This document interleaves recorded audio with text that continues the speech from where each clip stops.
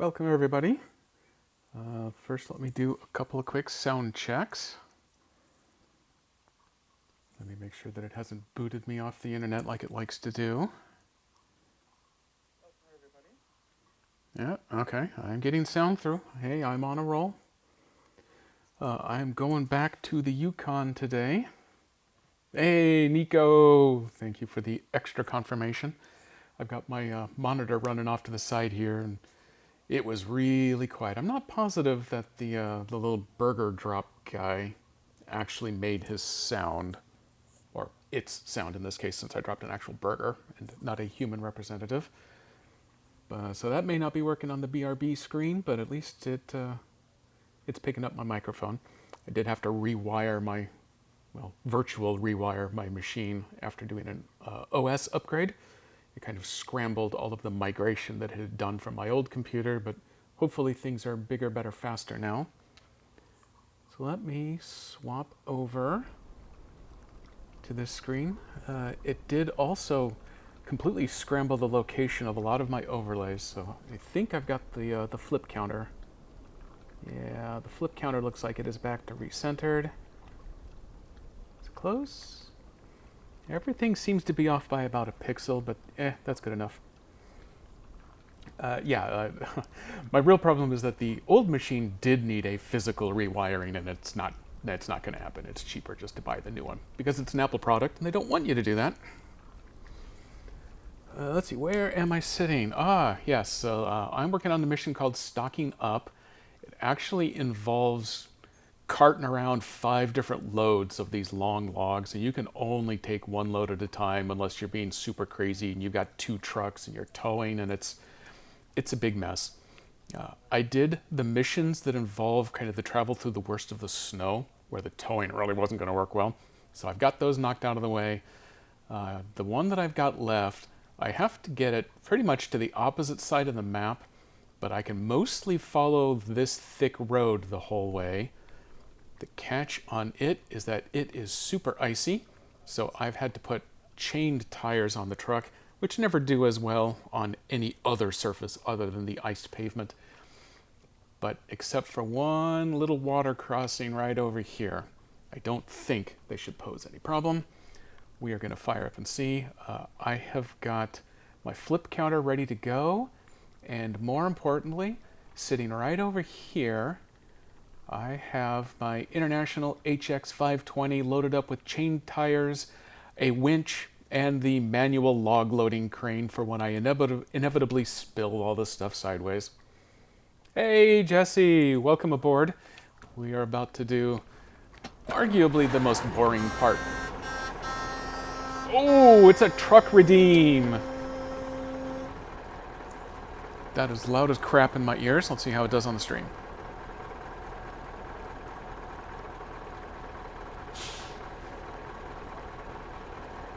Okay, important question. Did you get any coming through on your end? Hang on, we're gonna save a little fuel here while we do some troubleshooting. I very, very clearly heard it ringing in my ears, but I do want to make sure that, yeah, it's supposed to be set up to get it correctly from the virtual cable. Don't make me go to all this work to rewire everything and then screw it up on the first stream here. Multi-device. Yep, it's set to go through the cable. Let me run. This one will go a little bit longer.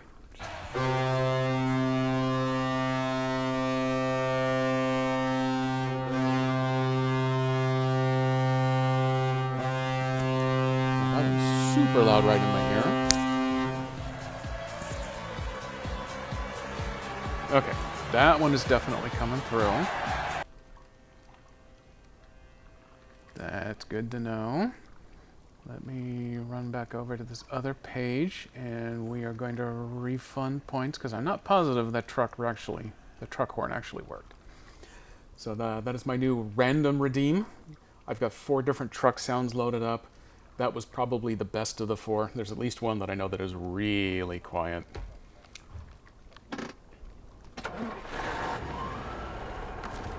So let's get back to flipping on the beacons, headlights on for safety, and we are rolling.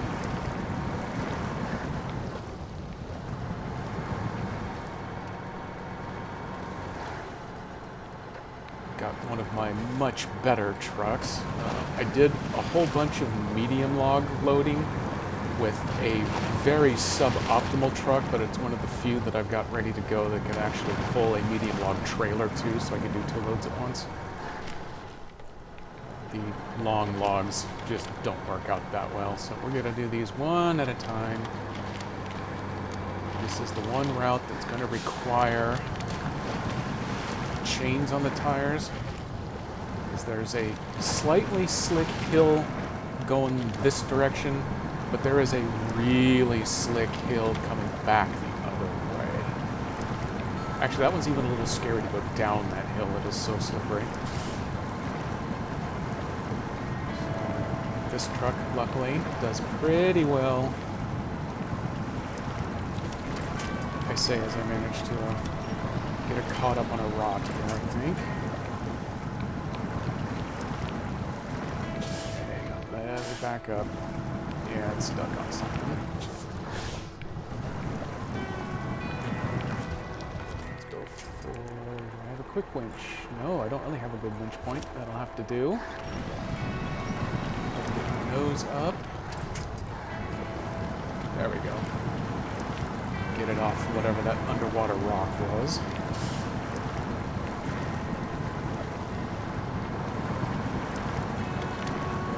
So I gotta make a U-turn here. Big load of logs, really top heavy. Nice and wide. Oops, need to be a little wider.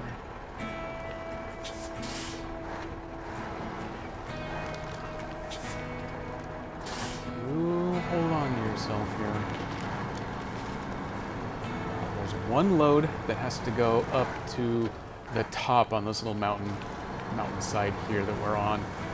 And it has one transition from the main off-road trail onto a very minor off-road trail, and it sits at a really steep bank. And yeah, I absolutely rolled this poor truck and all these logs halfway down the hill. That is why I've got my backup truck sitting and waiting with that winch in the crane. Hopefully, I should have already passed the biggest tip threat, trying to get out of that water. So now I'm just going to rely on these chained tires to pull the upper half of this hill around the corners where it starts to get icy.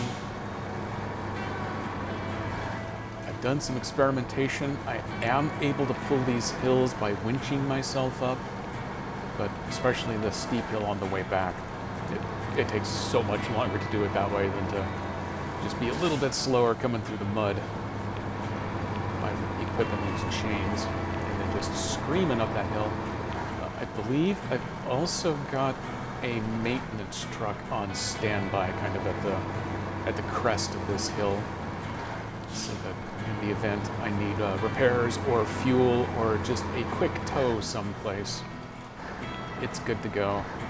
It does not have the logging crane though, so I'll have to bring in that second truck if I manage to have a yard sale with these sticks.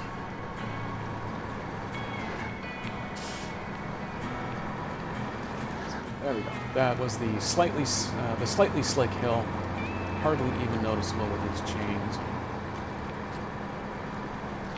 I think coming back the other way when it's steep, as long as the truck is unloaded, I don't even notice that it's slippery.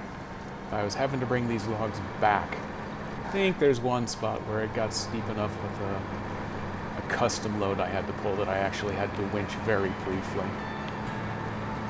Oh, I know what it was. It was a custom load. It was a giant tank that you needed to take to the ore refinery. So it could set it up as a big refining tank. And it was so big and the trailer was so large that trying to come over the crest on that hill, the trailer itself actually bottomed out. I couldn't get enough grip, even with the chains, to just drag it across the top. So I had to have the big beefy boy here hook on and finish dragging me over the top. So that's how I just left it parked right there. good on fuel now, but I might top up on the way back. I've also got a fuel trailer waiting for me over by the logging station. So with any luck, fuel won't be a problem. The warehouse that I'm going to be taking these 2 loads to, I don't have a fuel trailer waiting for me there, but there is one very nearby. If I become desperate and don't think I can make it up this hill, although it's close to the same distance. A little bit of paranoia, so I'm still downshifting coming down that hill like it was an actual real truck on real ice.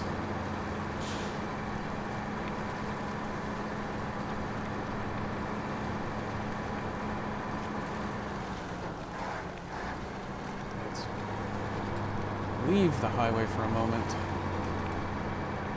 This particular truck, it actually has a lesser variety of the mud tire available with the chains on it, which is better than a lot of these. Most of these have, at best, the off-road tires that do okay in mud, but since this one has a good mud profile to it, it actually can kind of churn along still in the snow. Not as good as with the full-bore mud tires. Chains are more than enough to make up for that.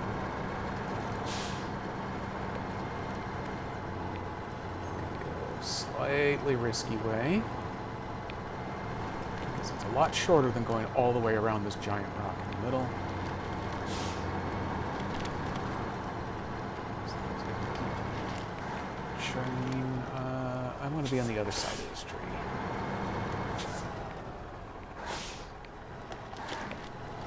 There, straight. Oop, nope, too straight. Heavy loads. Those front tires just pick up off the ground and then steering stops happening.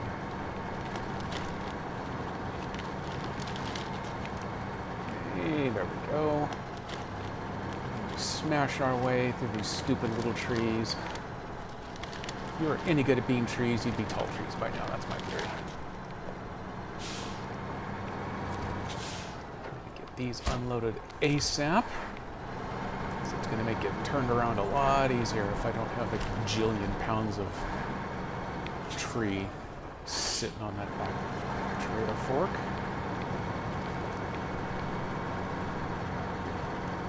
There we go. It's like I've almost got a little practice at backing up now.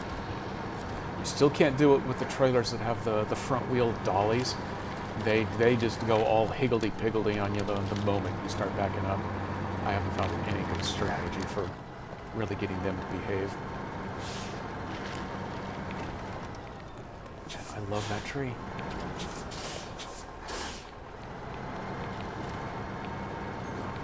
Oh, fuel is still in good shape. So I'm not going to have to make the emergency trip over to, I think it's, yeah, there's a double warehouse down here in the valley that I've got a trailer of fuel parked at.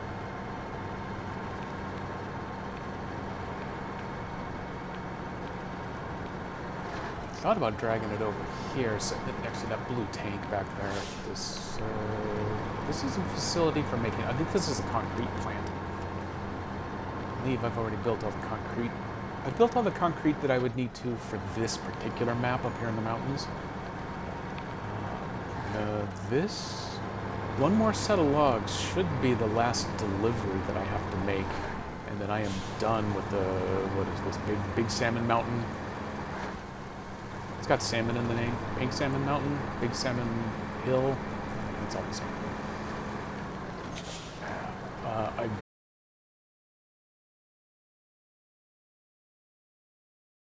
Long run, and then all the remaining contracts that I've got. Oh, keep pulling.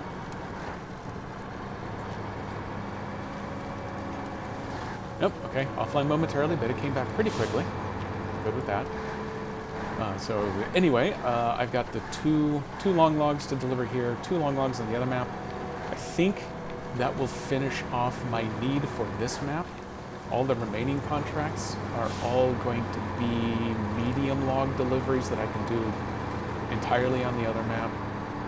And then I've got a whole bunch of other contracts that involve a grocery list of deliveries. We need 4 of these, 6 of those, 10 of these.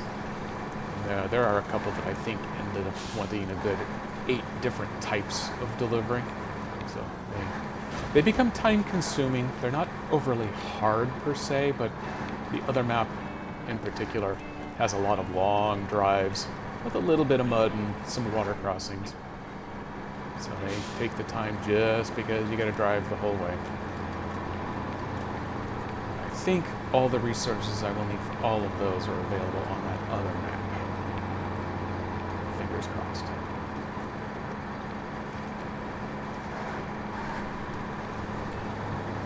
I noticed that the drop out on my Twitch feed happened just as I was making the long, steep, hard, slick climb. It's like Twitch knew. It was nervous for me, but my old Tega here was able to pull it off. Would you be a truck driver or no? It almost happened. When I was coming out of college, it's kind of nothing as compared to today, but back then the prospect of actually getting a job in computer science back then was a tough row to hoe.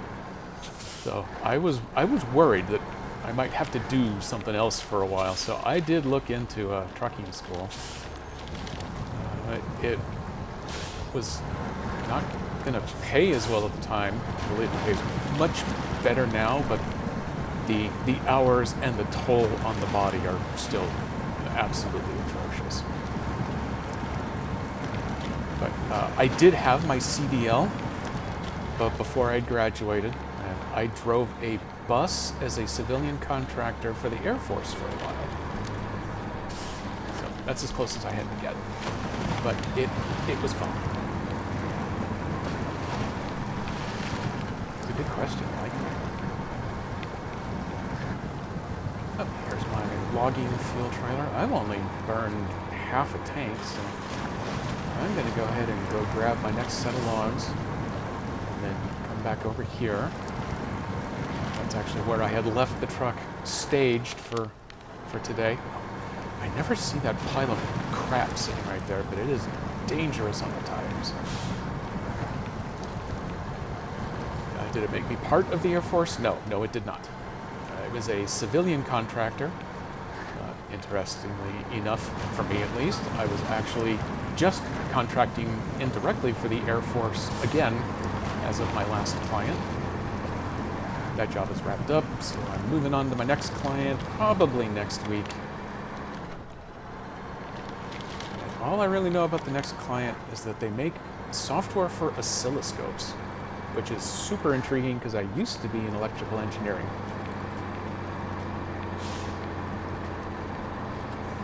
Ooh, thank you for the bits. I will not spend them all in one place. I'm lying, I will.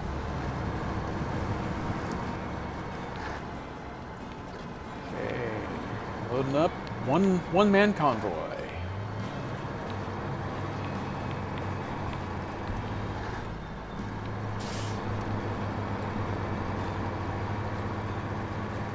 Actually joining the Air Force. I don't know that at any point in my life I have ever had enough overall health to actually pass any military health screening. I was way too young for Vietnam. It started before I was born. But the threat of being drafted definitely kind of loomed loosely over me as a young teen. But they would have to be pretty desperate to have wanted to reach down toward the bottom of the barrel for my fat ass. It's probably all part of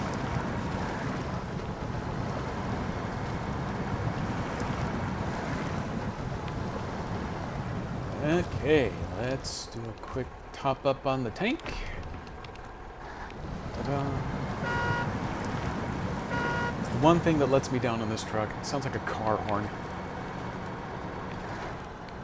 I have found a couple others that I'm very, very happy with. I broke out the big behemoth Kolob to help pull one of the giant trailers on the last map in Mother Russia. It has a good horn. And I was just tinkering with another one on this map. I only used it briefly, and crap, I've forgotten what it is. Maybe I left it in my garage just so I remember to go grab it. It's the random trucks redeem that I've got set up right now. Like I said, it's got 2 horns and it's got 2 engine passes. One of those engine passes is really quiet, and the other one isn't great. And the one horn that did play, I think, is actually pretty good. Maybe is a little long, but it's still entertaining. The other one's a little quieter, not as much fun. So what I probably ought to do is break out my 4 favorite trucks here in the game, line them up, and then just do a recording. And I've got a tool that'll strip the audio out of the video and segment it up. And I can just build my own sound effects out of it. And then with any luck, I can fool the man into not posting any copyright strikes against it. If I can do that in game, I ought to be able to steal a sample. Excuse me, what are you stuck on? Okay, hang on. What's going on here? Okay, there we go. Outside of KDP, my true nemesis is the roots and/or rocks that live either at the bottom of the mud or the bottom of murky water you can't see, but bring your truck to an absolute dead stop. If they needed you would have served. Yeah, and I've had opportunities to serve in a civilian capacity, and that's worked out really well for me. My last contract, it was actually funded at one point by the Air Force and at one point by the Army, so it's kind of like I've saved the nation twice. It's pretty much the way I'm looking at it. And then, of course, it became funded by neither one of them, so contractors were all kicked out. So, on to the next. It's the contracting life. I am excited though. My next gig, I actually get to do some consulting rather than just the contracting. So people will actually be interested in my opinion on some of the software we're putting together for them, instead of just treating me like a temp, which is awesome. Oh, why did they stop funding? Well, that's the $64 billion question, since it is government funded. And that's pretty much the answer, because it's government funded. Funding comes and goes like crazy. The client that I was working for was not owned by the government. It was a civilian-based company, but not all of their contracting.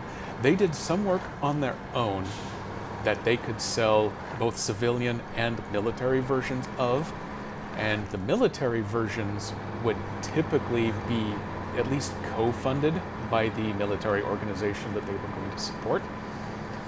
But as a result, it means that as the military shifted things around from time to time, it meant that this company was shifting things around from time to time. And that kind of translated into complete reorganizations about every 3 months. So I was there for a year and a half, and I worked on 6 different teams, which effectively meant I was starting a new job every 3 months, which is kind of part of the contracting lifestyle. But that was definitely pushing it to an extreme. So I can't say as I was particularly distraught that this one finally came to an end. They've actually been a really good client for my company. As it so happens, 3 days after I mustered out, they got funding on a completely new, completely different project in a completely different department on a completely different technology stack.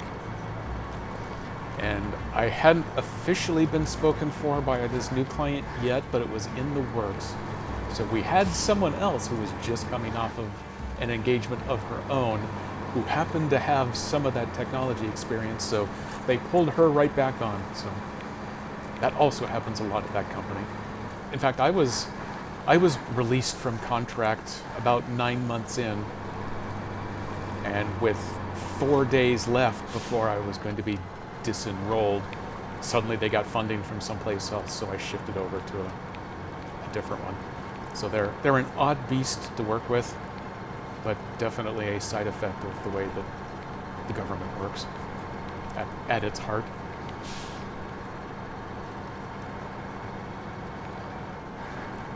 Oh, Miss Silvermoon and the Moonies, welcome in. I am the ghost of Miss Silvermoon Future. I am working my way through the Yukon here. I am up to some of these miserable logging contracts. I've actually finished one of them last night. I have this last load to go on the Stocking Up mission here in the, what is this? I keep forgetting the name. Big Salmon Mountain, something like that. I have been totally forgetting to run my shoutouts. Let me make sure these actually still work. Okay, I'm waiting on you. I'm waiting on you. Oh yeah, I think my video may have broken on that. Okay, well, another 25% successful test. I got the shout out in chat. That may have to do for now. I'm also a little worried that my redeems on some of my screens aren't making noises. But thank you for dropping in. With any luck, this may represent the last load that I have to deliver on this second map. And then I can return to the flooded valley and get to work on some of those please deliver 165 loads of things tasks. Ta-da.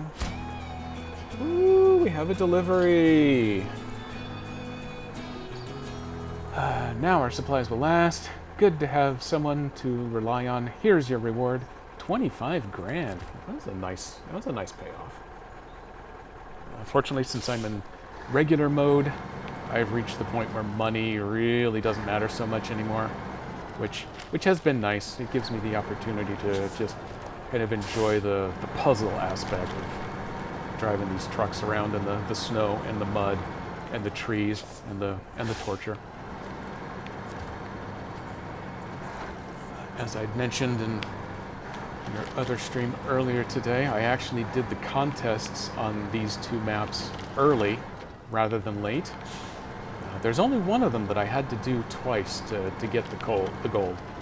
So I think there were only 3 between these two maps. It was nice here in the DLCs. They've kind of kept the count on those horrible timed monstrosities down. And I think I did 2 of them in the TAT, just because it can go so well in the snow that it doesn't get slowed down. I think acquiring the Tataran is what helped the most with all of my contest running. What's charting through the snow? Take a quick look to see if maybe I'd accidentally turned off. Nope, I got my shoutouts set right there. Okay, I'm gonna have to investigate the shoutouts after I'm done here. I would bet something about my magic link has changed. Don't know why they would have done that, but wouldn't be the first time.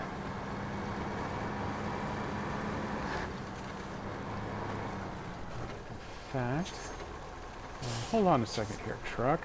I'm going to put you in park for a moment. Let me see if Parachute Guy makes sound on this screen, because I get him in my headphones.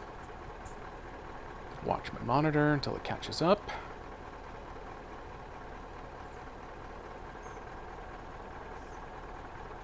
Keep going. Wow, that's on a huge delay. Nope, didn't play. Well, hey, thank you for visiting, Miss Silvermoon. Always look forward to your quick drop-bys, especially since I know how late or early it is for you. And we'll be back and catch you tomorrow.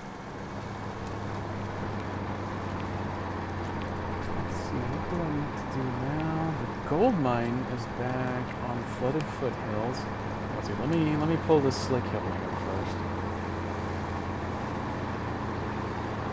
What I may want to do, I shouldn't need the chain tires anymore because this stretch right where it's sitting now is the hardcore part. I'm gonna take this back to the garage to put the big old mud tires back on. Because I'll need those back on the flooded hills map.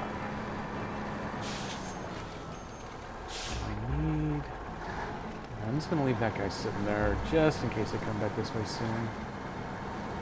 If I don't, I can probably just recover him back to the garage. Save everybody a little time.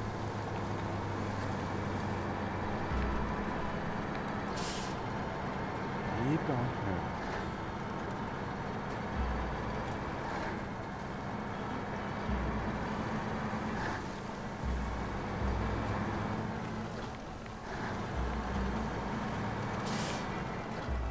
Oh, wow, since my alert sounds aren't all working.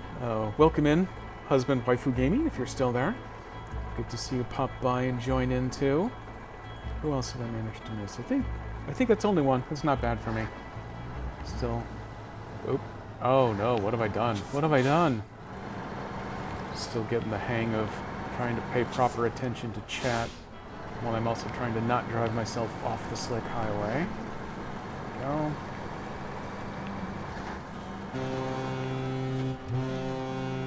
Got a gold horn in my ear. So let's see if it carries through over to the monitor.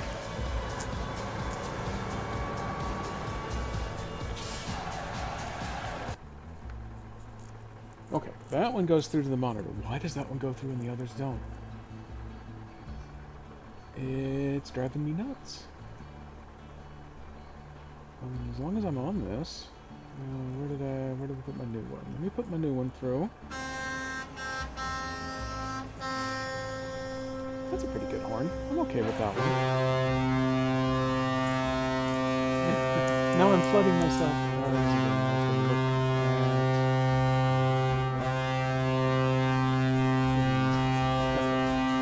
The truck horn definitely came through, so we are good there. So we are going to start this tracking. So I need to take two more loads of long loads, and then two more loads of long logs, and then I think I can be mostly done with this particular map. Before I commit myself to that, though, I am going to go back to the garage. I'm going to get rid of these chained tires, since I don't want to abandon this poor long log trailer, especially since I'm still going to need it. I'm going to drive back the old-fashioned way, rather than doing the quick recover. Yeah, I do notice here on the icy roads that when you have chains on the truck, you definitely don't have them on the trailer. So it goes thrashing around behind me. I actually have to slow down a little bit on some of these hills, because I've had that thing come whipping around and spinning my truck, despite the chains. Though not enough to flip it, yet. He says as he flips the truck, usually.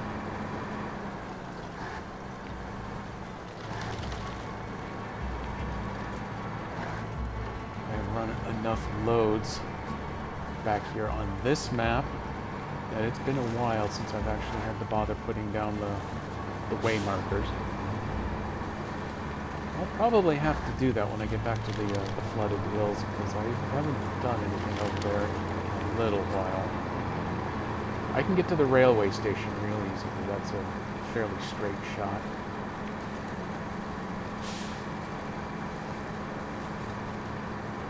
So, yeah, there's my emergency log truck. Let's see, I am going to be pulling out of this place in the other direction. So let me drop the trailer off right here. Oops, actually, it isn't. Did I drop it? Oh, there.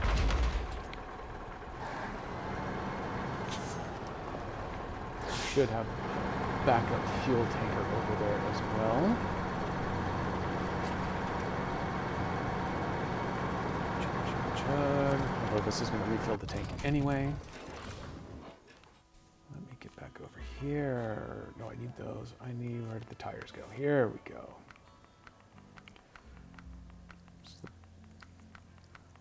One of the few real dislikes of doing this on console is that I can't power scroll through this giant list of tires. I gotta go one at a time.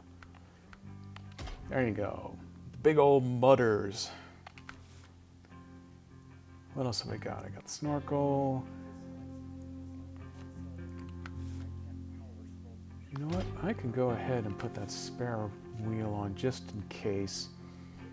During my medium log run, I actually did blow a tire on a truck that I couldn't put the spare on because it had the medium log frame, took all its space. So this will be a nice backup just in case. Race suspension off-road, that should be the biggest engine. We are good to go. And okay, that all looks good. Lights on. Beacons on. We are now guaranteed safe. Let's go pick our login trailer back up. I don't know why, but I'm always afraid that since this one doesn't have legs or that forward dolly and just drops that shaft right there on the ground, that it won't want to pick back up, but it always does.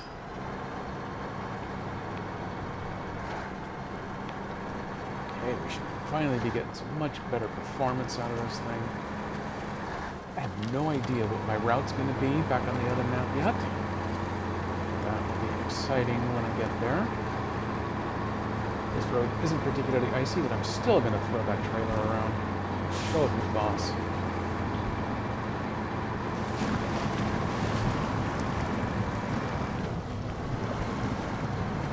Still bogged down and downshift coming over the little ice patch, or the snow patch in that lake. But definitely better tires overall. Do a little personal yachting over here on the other side. I found that with the mud chain tires, there is one spot that I often have to winch myself out of, but I think it's just on the way back. There is a reclining telephone pole right there. In order to get around, you have to get away from that guardrail there, where it gets a little bit deeper.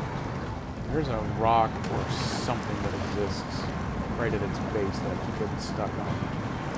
But only on the way back, and only, hopefully, with those chain tires.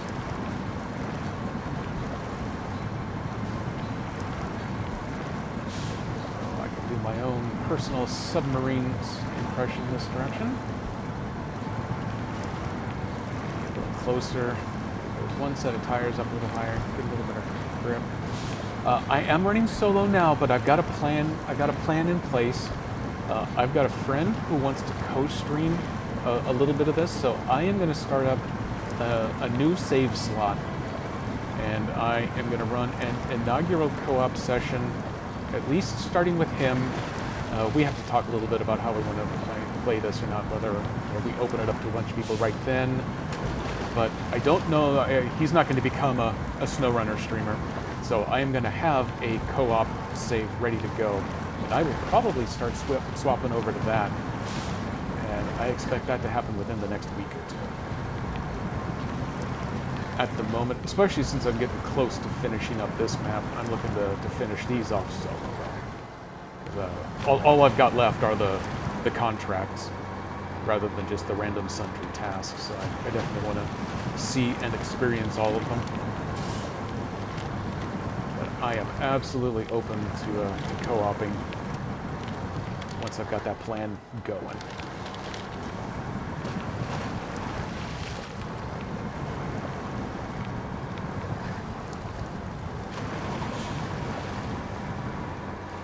I get super spinny with this camera. Got one friend who can't watch, because even if I'm not spinning the camera, he still gets motion sick just from the turning. I had another friend back in the day who used to get really nauseous when I would play, I think it was GTA 4.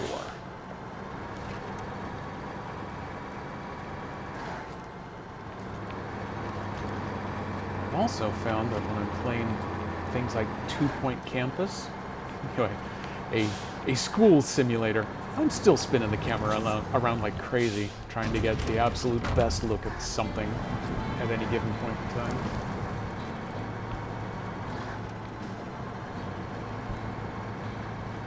If I had a second truck ready to go, I might actually have tried the log train, the two together, because I don't think there's going to be anything real horrendous on the way back.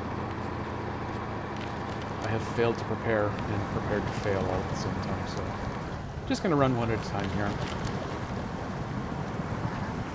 Especially since I don't remember exactly where. I think the sawmill is at the far edge of the Flooded Hills map.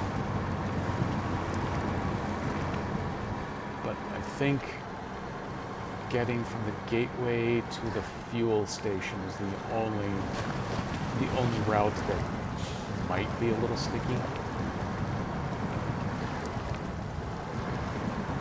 I did most of the tasks on both of these using scouts instead of actual trucks. I know they all had occasional issues getting through some of the deeper water and mud. I think this truck in particular should actually do pretty well through that.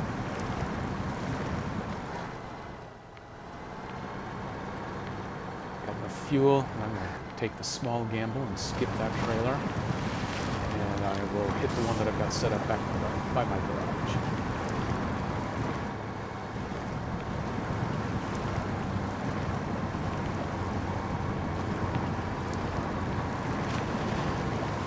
By the way, welcome to my chat poo. Keep you around.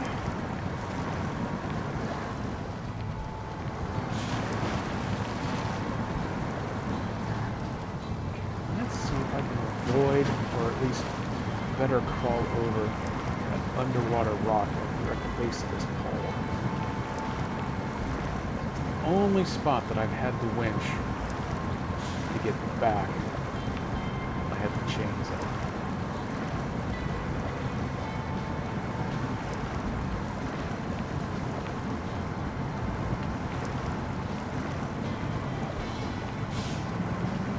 And those mud tires, I think they're coming through.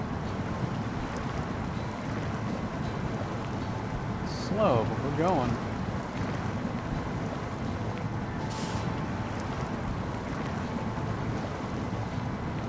Yeah, that definitely counts as a success. I'm going to go ahead and winch a little bit just to speed this up.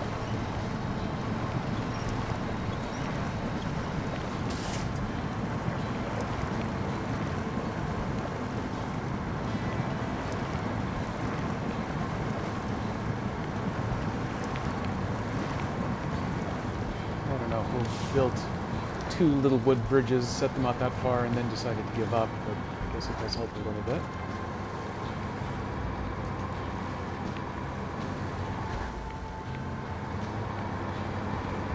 Got the tire buster barricades already knocked down and out of the way.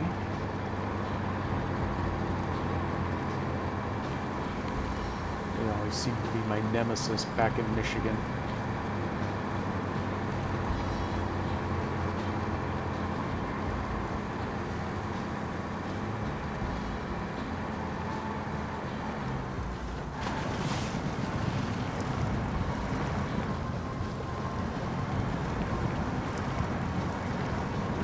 Didn't come to a complete stop. Okay, these tires are still doing me a little better.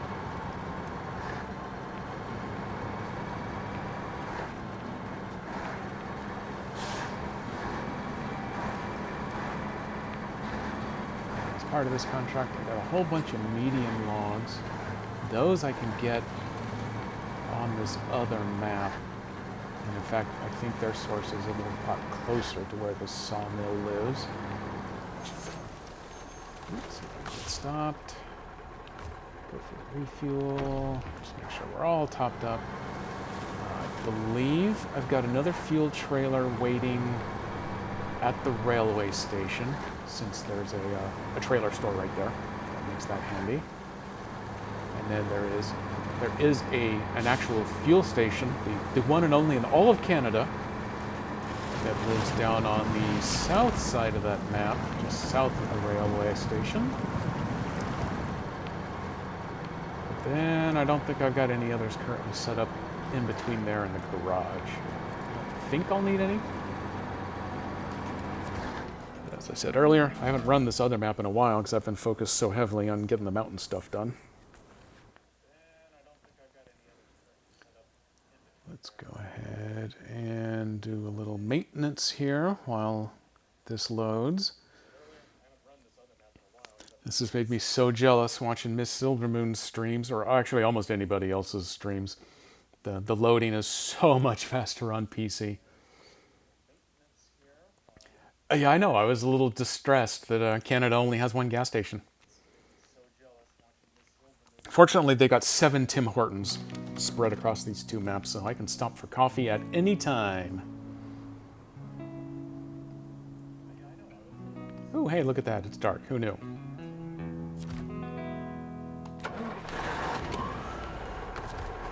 The New Game Plus mode coming soon will actually let you restart a game where you can set a lot more custom settings.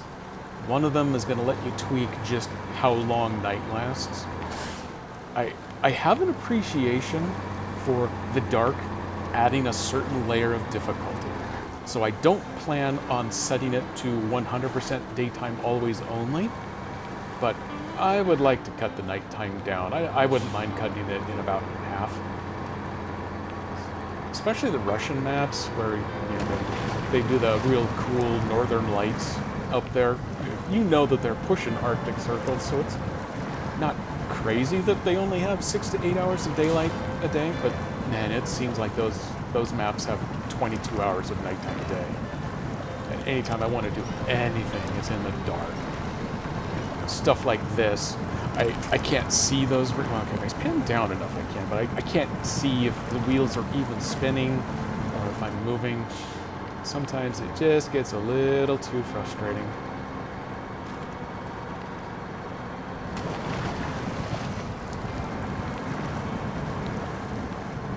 Right now, I'm pretty happy with this truck. Going straight through the middle of these. I'm not surprised that I did winch a little bit on the last one. I don't think I'll have to on this one. I'm having to do a little of the wiggle. Coffee is more important than gas. Absolutely.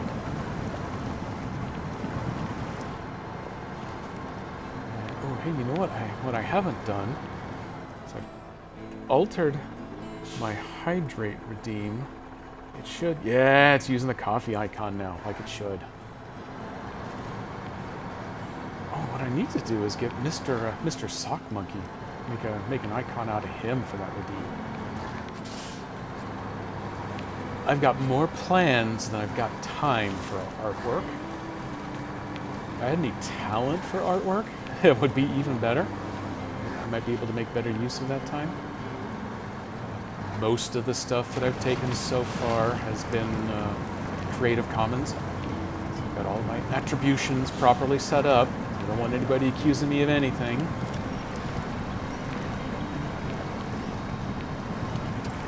With the exception of the picture of me and the picture of Charlie. Those both came from my wife's phone.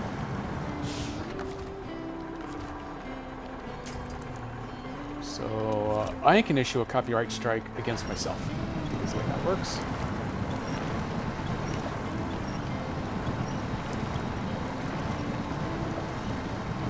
Well, thank you, Nico. That is a marvelous ass kissing. I appreciate that.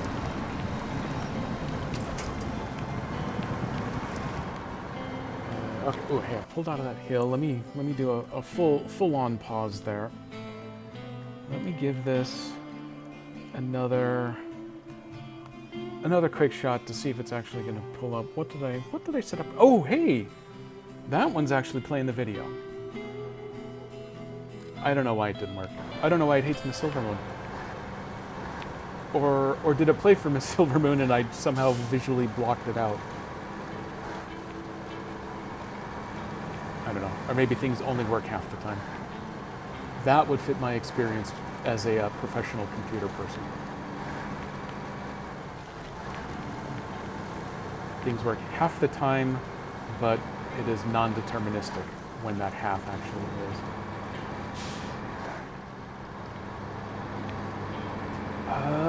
Oh boy, I have a choice now. I think when I was doing the medium logs, I opted to go ahead and take the wet route over here. If I go just past that light pole, though, there is a set of train tracks that I can follow. I was worried that the medium log truck was going to get tippy at a point where you have to kind of scramble halfway up the tracks to get around a tree. This truck has a little better stability, but this truck also has a lot better wheels. Tires, really, than the other one did. I'm going to go ahead and give the water a shot here.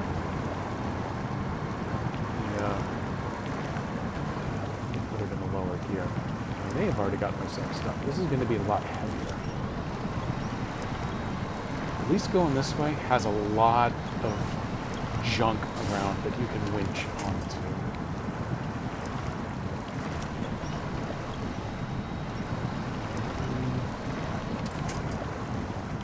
Since I have to make this... Okay, let me maybe do it manually. That's fine. That was the wrong point. Since I have to do this run twice, I'm going to do it once in the water, and then I'll do it once up on the train tracks. So there was a blockage of the tracks that had a task to clear it up. I believe that is south of the rail yard. So I might be able to do train tracks all the way down to the fuel station. Stop in, pick up my my hot coffee and a crawler. Be able to continue on from there. Ooh.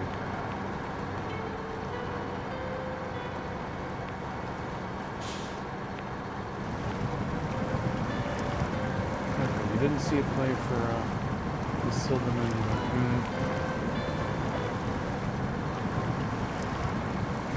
I don't know.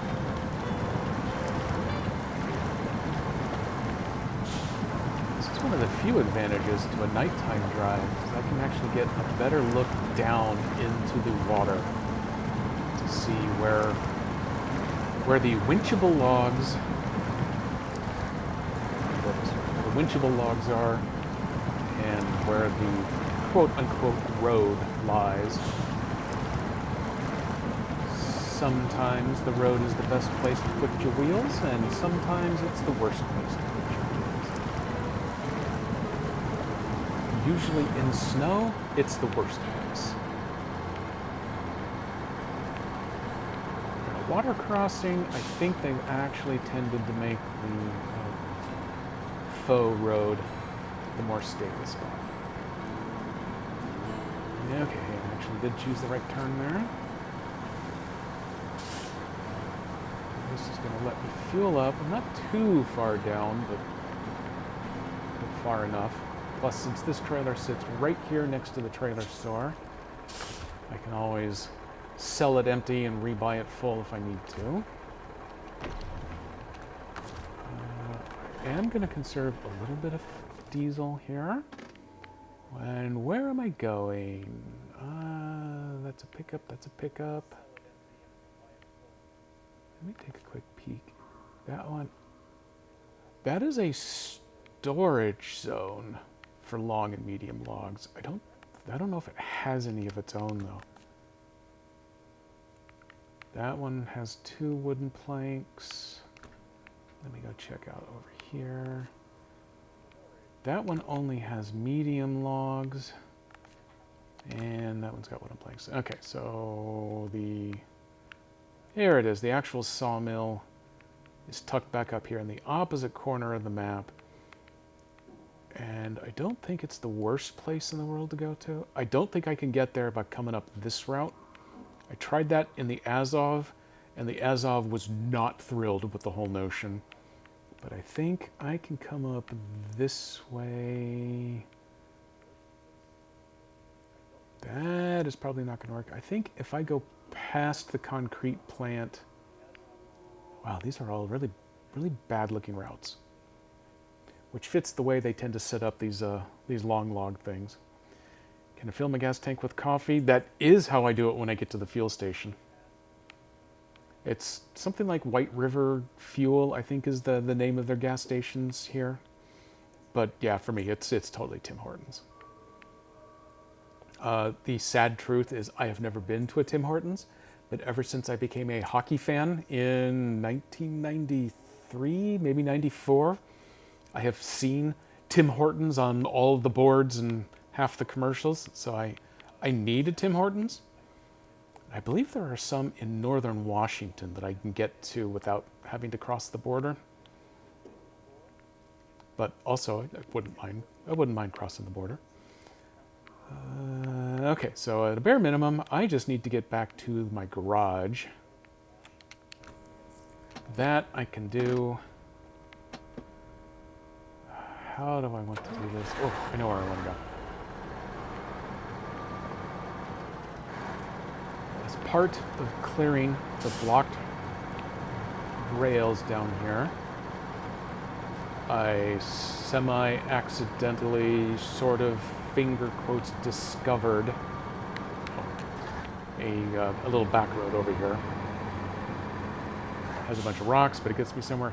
That's going to need a big truck later on. Ow. I may bring the Kolob back just because it has the bitchin' horn on here, instead of that puny thing.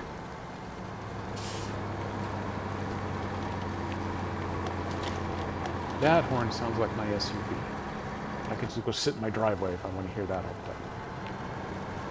I have neighbors down my hill that like to do that all the time. Technically, it's their kids, but they get credit for it. Ooh, let's see. I might get tippy here. Let's see.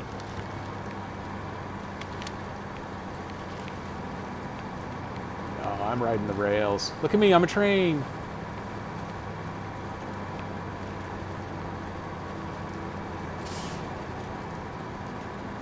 So that's the road over there. Since the rails are working for me, I'm just going to stay over here for right now.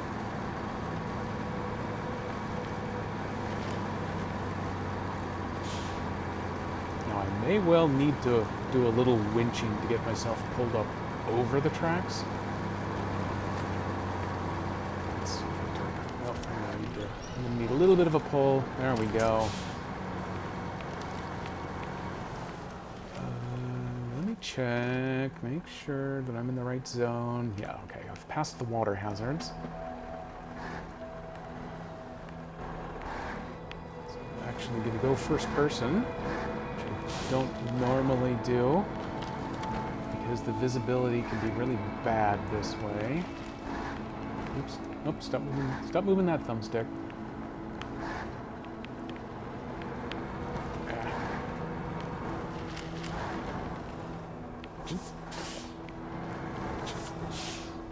Okay, I've already gotten lost coming through the trees here. I think I'm right on the edge of that road. Turn this way, squeeze in. There we go, okay. I just need to mix and match my perspectives.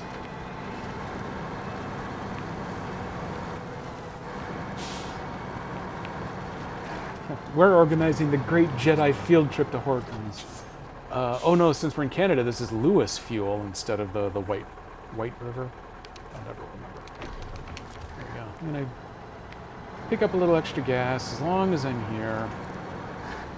This will absolutely guarantee I've got enough to get back over to my main garage, which is at the base of the hill where that sawmill lives.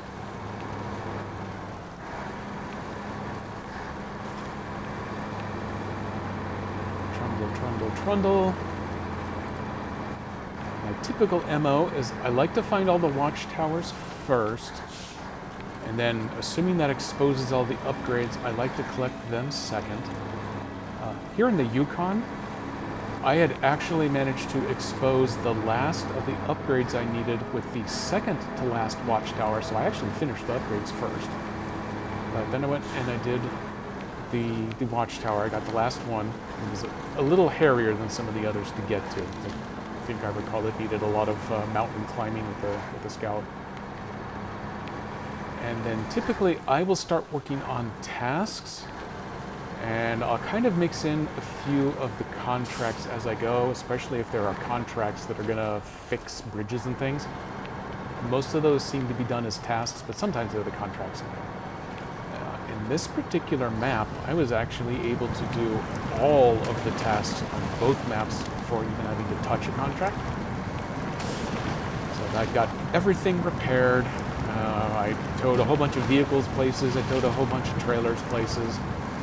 I did a whole lot of drive to points A through F, and I even did the contests early on here, which were typically drive through points A and F really, really fast, despite the fact that their goal is to flip you upside down. So I am down to just working on the contracts. I've finished off. There's the gold mine on this side. I've got all of these contracts left to do. The other side, it's like an ore refinery, I think it was. It had 3 contracts to get it set up, and then 1 contract to finish it off.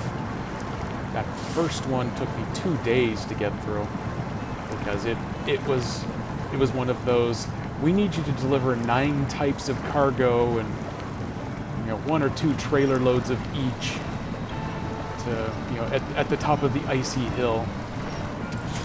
And that's where on this map they introduced the notion of crafting. And they also added the ability to pillage homesteads as a result of the flooding in the area. There are a lot of homes that look like they were mid-construction and just stopped. I think some of them are supposed to have been damaged by the flood. But as a result, they have 1 or 2 items of material. Typically they've got 2 wooden planks or 1 metal beam or 2 bricks, depending on what point in construction they were and what type of framing the house or building had.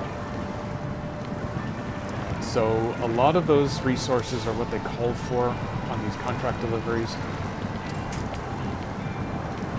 I think all but 1 of them have sources that are unlimited, but they tend to be in only 1 spot. Sometimes there's only 1 on in the entire country. So it's a long drive if you need to go back there every single time to get something. So doing the contracts or the tasks on the other map, I started getting in pretty heavily to the pillaging. I think I got it to the point where I have stolen everybody's broken home to use for contracts, with the exception of 2 loads of bricks. I left those sitting at the cabin construction facility. Cabins don't use bricks for making the cabins, but it was the closest spot to the gateway back over here to drop them off. So if I need bricks over here, there's a whole bunch of houses where I can get them. But if I need a few more, I've got them stashed on the other map. I tend to get pretty OCD once I've hit 100% on one of these. I like to run around and clean up all of my leftover trucks and trailers, get them all either sold off or retained for moving off over to the next map. When I have some of those resources left behind, I get all twitchy. It's possible to put them in your trailer and then outright delete them, but that sounds just horrible and cruel to me. So I may have to drag myself into just leaving them behind. Kola Peninsula had a bunch of ice fishing cabins that you had to make deliveries on. And after you finished with your delivery, they stayed on the map as an interactive item, but you couldn't sell it. It made me nuts. I finally became accustomed enough that I was able to leave them and just move on. Leave no truck behind. Well, especially I gotta pick up and sell all of the trailers. In Kola, they set you up with a ton of fuel trailers scattered everywhere, even though there were more other fuel options. Did they have any? I'm not sure they had any gas stations there, but at least you had trailer stores and garages around that you could build your own. But yeah, there were a lot of those fuel trailers. So I went around collecting all of those, dragging them all the way back to the trailer store so I could sell them off. That in big part is why at this point in the DLC, I'm really not hurting for money. Once I've completed all the DLC, I'm absolutely going to start a hard mode playthrough again. And at that point, then suddenly money becomes an issue.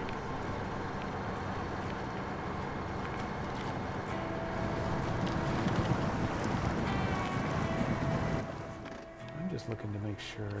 Yeah, okay, I'm still going the right way. I haven't tooled around too much on this map lately. That medium log truck, I was winching it every 4 seconds to get someplace. And in fact, to get it past the cement plant, where there's some really nasty mud over there, I had to bring in a big boy to tow it through there. That's the big boy that had the really good horn that I like. I bet if it's not sitting over there still, it's probably parked in my garage, so I can bust him out.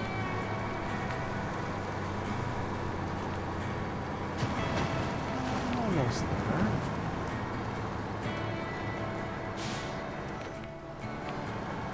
Since I don't know just what I'm getting myself into with the sawmill, I don't think I've had any tasks or anything that even needed me to go up there.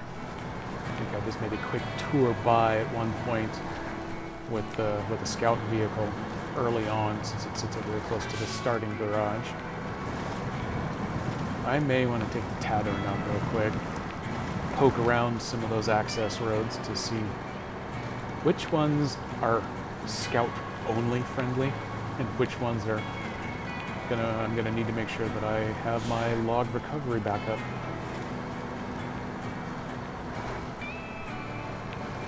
Keep going. There we go. Pulled up out of the mud. Gear it up. Make this flight back over to the garage. And welcome back to our starting location. I'm going to park him there for the moment. That is the cargo loader Caterpillar. Don't care about that one, he's not going to help.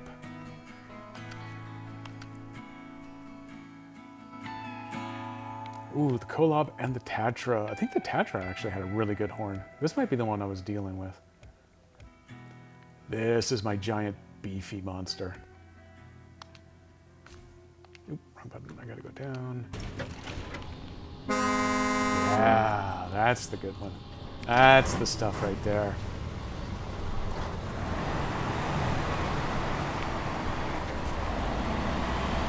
He's got some fuel. Actually, you know what? I'm not sure why I don't have a fuel trailer out here. So,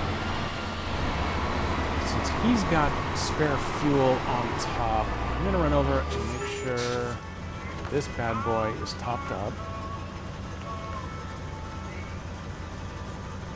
Roof rack onto the Tega. Perfect. This one actually has the backup beeper. I am shocked and stunned that not every single vehicle in this game has a backup beeper. My very first Corolla, my wife and I bought it used, and someone, I don't know all of the history of the family before it, but they actually put a backup beeper on their Corolla. It was so much fun in the parking lots. It could really weird some people out. Fuel carrier.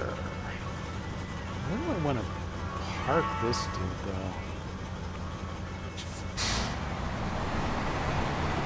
It's not automatically the most conducive to everything, but if I can get this thing to make a turn, I'm going to set it over here by the cones. Cones mean fuel, right?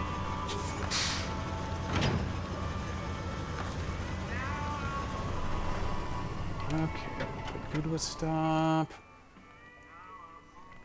You know, as long as I'm here, let's bust this bad boy break him out of prison too.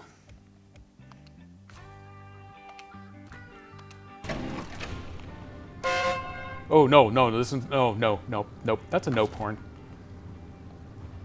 I tell you what, we're gonna put you back in the garage for right now. We'll need him later. I'm gonna use him for pulling the big, heavy custom trailers, but no, that is a terrible, terrible one. Let me go back to storage. I want to break out, do I have the Tataran over here, or did I leave it on the other map? I think he's over here, yeah. Let me go grab him real quick. Toot! I might sample that one, just so on the random harm redeem, if you get that one, you know that you've lost the random draw.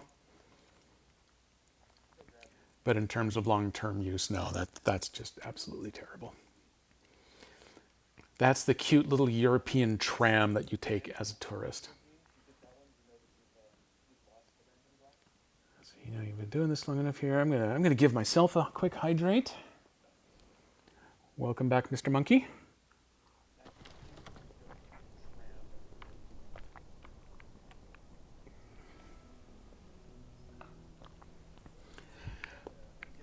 Yes, I can tell that he was last here on a recovery mission. Undoubtedly, it was actually. Oh no! You know what? This was helping the long log load. I delivered the logs, and then I was trying to get turned around in this tight space, and I thought I'm just going to back up at full speed, and that little floppy trailer, it's going to get out of the way. No, it did not get out of the way. It flipped me sideways in the water, so I had to run him over to help fish me back upright. So I can tell that he's been on a rescue mission because I will typically back him up a hillside somewhere nearby to get out of the way. And then I just let it sit there until the next time I need it someplace. Because often I need it again in the same place. Let me retain him off. Back to the flooded foothills. Back to the garage.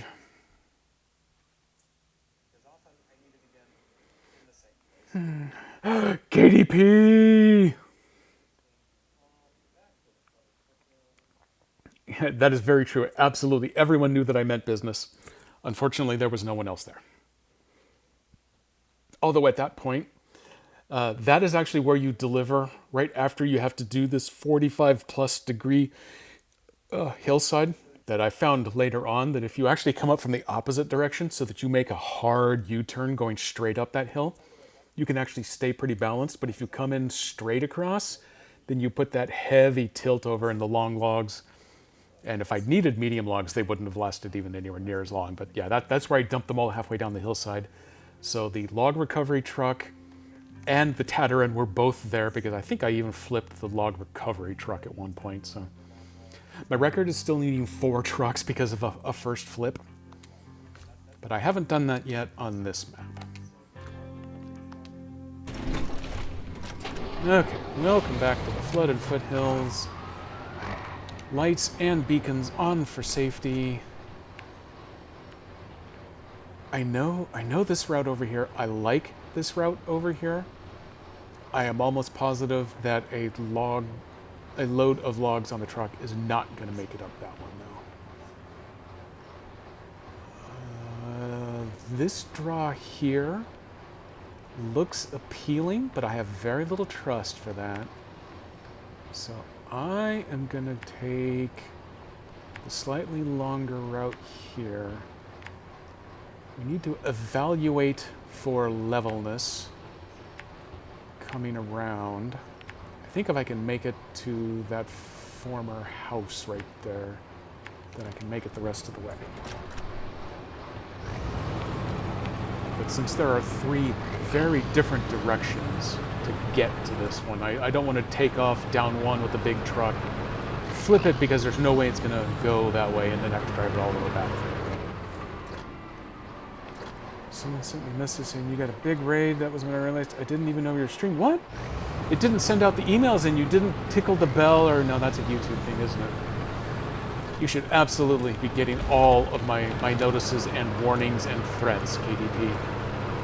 My nemesis, KDP.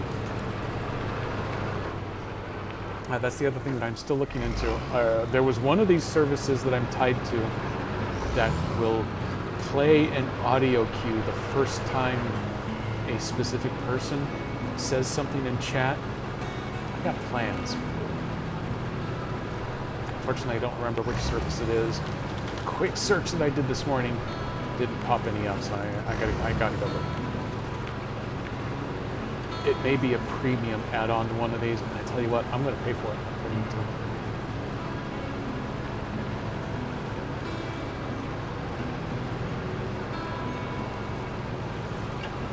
Churn. Here we go. My woefully underpowered and under-equipped medium log truck was just a nightmare through this mud stretch here, because these ruts were deep. I was having to winch onto every single stump there I came by, and then when I got to the end and ran out of stumps, I think that's when I called in the co-log to come help tow up this bad boy. Gotta get past the rocks so I can pivot the camera. Ooh, this may be a little tough with the logs, but I don't think the angle's going to be too bad. I think we're still okay to here. I may end up needing a little backup to do the pull here. This is going to get risky. I feel a little risky even just with the tatter in here. In fact, I better winch on now with the Tatarin. That's exactly what they put this tree here for. Ooh boy, that's got my worry up. I always tickle the bell. I don't know if that was an innuendo or not, but either way, I still tickle it. Well, that's probably the best possible way to take that. That way, you're covered either way. When it splits here. Oh, okay, it splits here to go on either side of this big rock. I think I've actually done the high side before. No, not with a large truck. Let's see what happens. This way. This way seems nice and level. That water's not deep enough to drown the Tatarin, so the Tega should do just fine through it. In fact, coming through there with the Tega might not be something. So I think we're good coming out over here. Oh yeah, even this little puddle's not so bad. If I was going to have a pet peeve with this game, it's that the real-life vehicle that this is based on, this guy over here, is amphibious. I've seen lots of videos of it just churning away down the middle of a river. It's adorable. But in this game, water is its kryptonite. It does not take much water level at all to start drowning the engine on this thing. Oh boy. Coming up the other way, I can make that drop. That won't be bad with the truck. That I can do, but how bad is this junk through the middle gonna be?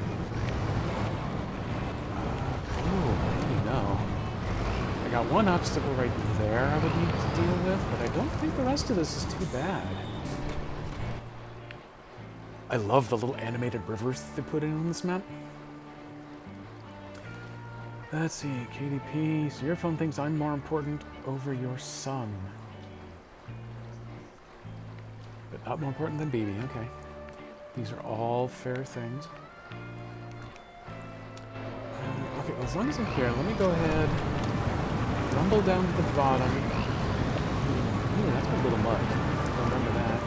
Let me make sure. Okay, good. There's some actual. I don't have to call it a road necessarily, but there's a path already cut through the trees here for me to get the truck through. I think this is the way that we're going with the gap. KDP. I'm sorry, my nemesis, KDP. Thank you for the biddies. Yep, Miss Silver Moon is absolutely good people. You should absolutely go and watch her streams during the day. Let's see, Pacific time, she tends to run generally from about 2 till 4:30, which is what, like 10 p.m. till 12:30 in the morning her time. which is kind of crazy, but that's her kind of crazy. It works out great for me because that overlaps the end of my workday. Let me stop the engine. Let me run another shout out for her, see if it actually picks it up this time. There she is. She has recently raised enough money to afford a new driving wheel accessory. So her driving is going to get to be even more amazing in this game. Her next up goal is to spend enough money that her avatar will have moving arms. It's all of the important things in streaming. Let me see. Let's come back to the Taiga.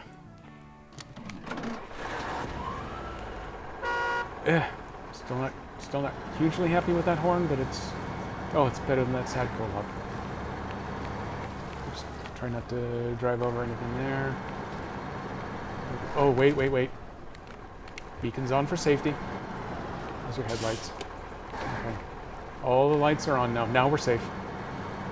Guaranteed unflippable. You heard it here first.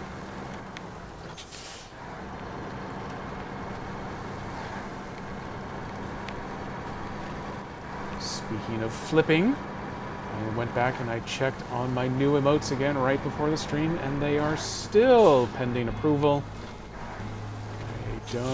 Most of them are actually just animated versions of the ones that I've already got active. I don't know what the default Twitch timeline is. I'd assumed it was probably a week, but I've already crossed that point, so I've got the temporary default welcome to Twitch emotes in place in the meantime, just so that I kind of filled out my roster. I have fancy new gloriness coming.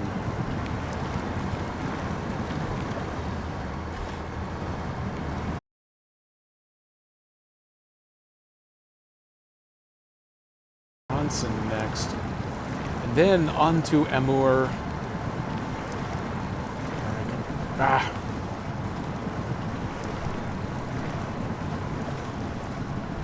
Okay, I've returned from a very small outage. So small I hardly even noticed.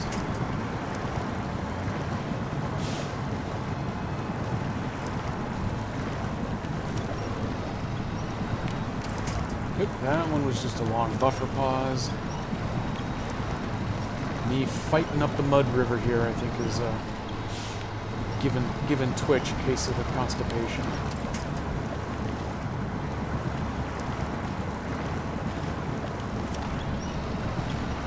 Keep going, my love, baby.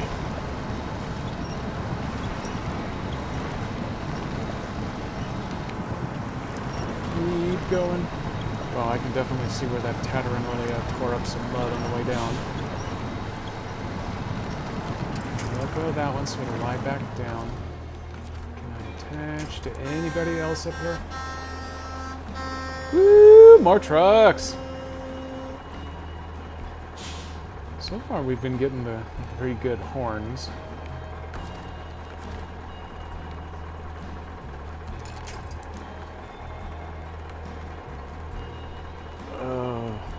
I hate this user interface. There we go. Ties onto something. I think I only have to get my nose a little bit farther up and I can grab some solid ground. There we go.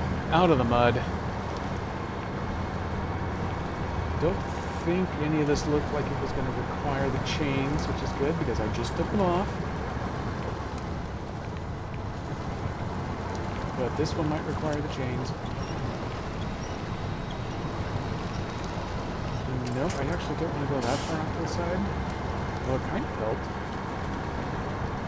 I wouldn't have expected it to help, but hey, look at that. We are going uphill.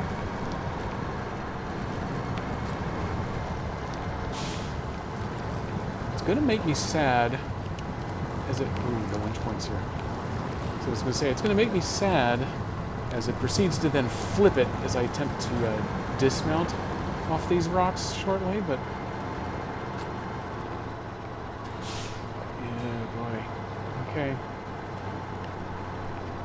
Time to straddle. Go!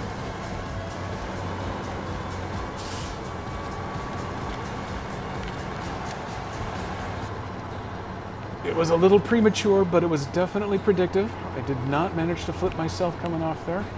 I may or may not be able to get the back of this trailer pulled off of these rocks, but we're getting close. Keep pulling. Keep pulling.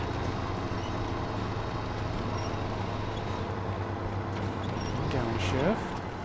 Oh, I thought something may have popped loose there. How are you looking? Okay, let me get the front end set back over. Let me give it a mid-body pull. There we go. Mid-body was the sauce. Hey, welcome online, Sandwich.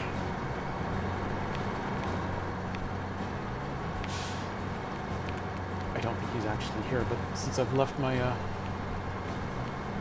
my Switch notifications turned on, I've just doxed him. Okay, you hang up here, because now I got to figure out where I'm going. Oh, okay, it forgot that I passed a whole bunch of those waypoints. Let me put these back in. I think this should be enough to get me. Okay, so I think I turn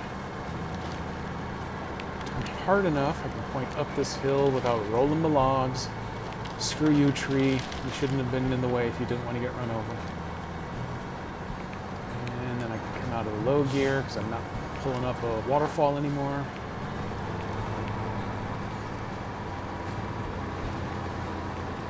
Hey, Pro Gamer, welcome in. Actually, I'd opened the stream with that. I was using the chained tires because I was doing a bunch of deliveries over on Big Salmon Mountain. Damn it, I've gone to that transition like 4 times so far this afternoon, and I've never remembered the right name. I was needing them pretty much over there. Over here, I flipped back over to the harder core mud tires for getting through some of this stuff a little better. There's only that one spot there where the chains would have helped out, so I'm okay with having to struggle a little bit. Although I haven't had a truck up here before, so I didn't know that this mud was going to be quite as bad as it's gotten.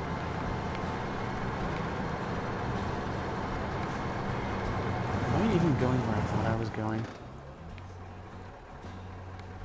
Okay, I kind of told myself to just go up over there, but I don't think that was necessarily going to work. If I had gone up before this rock, yeah, damn it, that would have been better.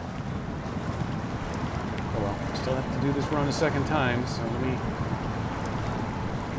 see if I can just tough it out across here. I'm still happy enough that I managed to do my scouting ahead of time to pick the right route up here. Ooh, this is getting sloppy though.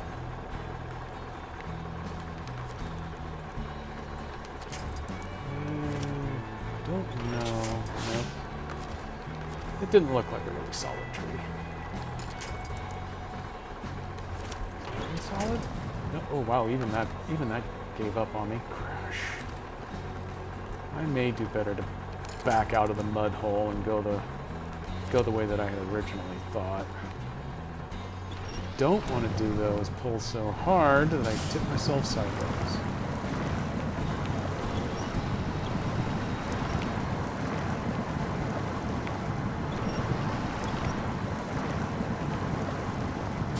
Keep it going. Oops, keep those front wheels where I can see them.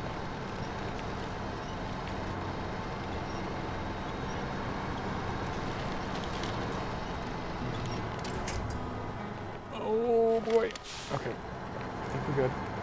Oh, well, no, we're not good per se, but we aren't flipped yet.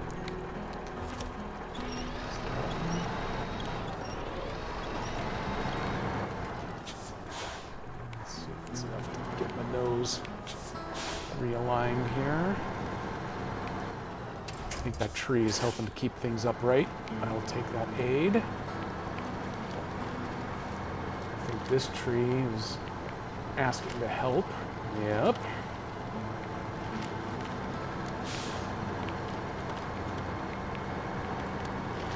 Oh, I gotta get back up to cab view. There we go.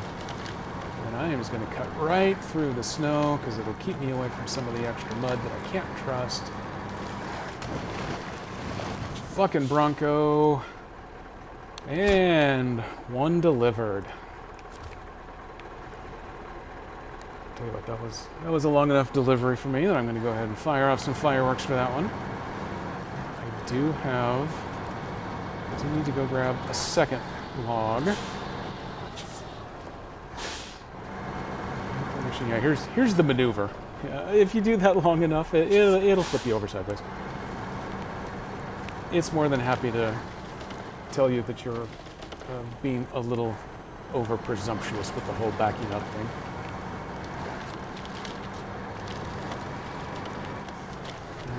Where do I come in? Is it this way? Yeah, close enough to this way.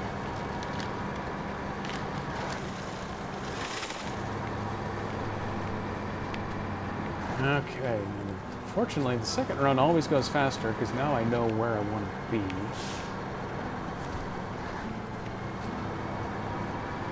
I still think I like the benefit I'm getting from the mud tires over the one patch where the chains would definitely help. In order to save some minutes, I think I will take this back to the garage. Can I get myself launched back over this? I have a little too much nose to get over this. I would like to take this back, sell the trailer, and then retain the truck back over to the other map. That will save me a bunch of time. Really boring driving. And with all of the bashing around I'm doing with this thing right now, I could probably use the repair anyway. Oh, nope, no, wow, I'm going way too fast down this river. There we go.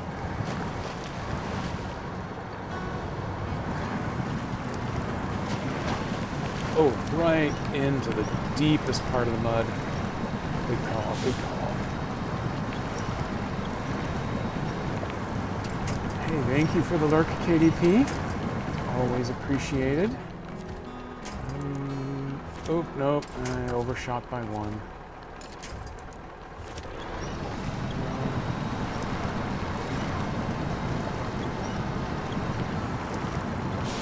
Get myself pulled back out of this mess.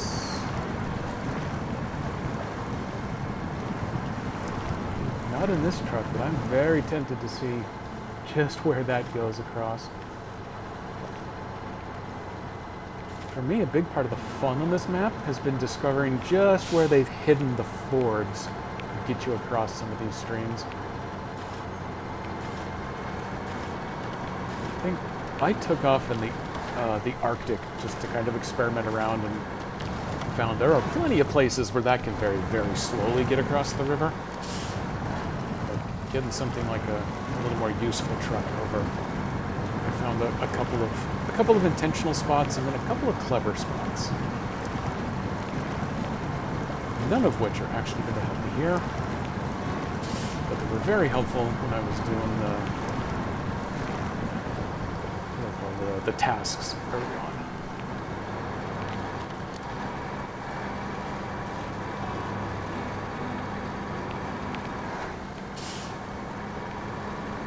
There we go, back on the highway.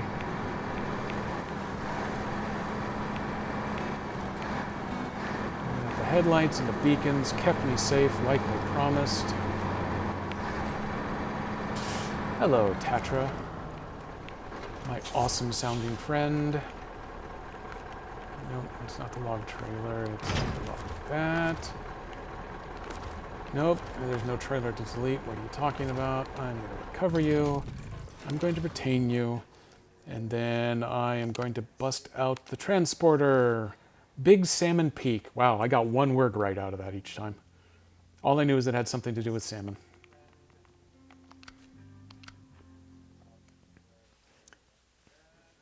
Off to the slow console load. Gonna give another free visit from Mr. Sock Monkey.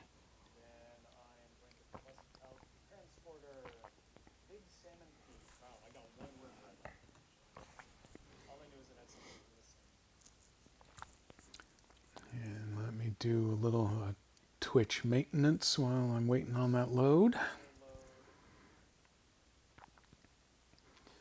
Except for the weird, sometimes it makes sounds, sometimes it doesn't with some of these stream add-ins. Things have been going reasonably well on the technical side today. Break you back out.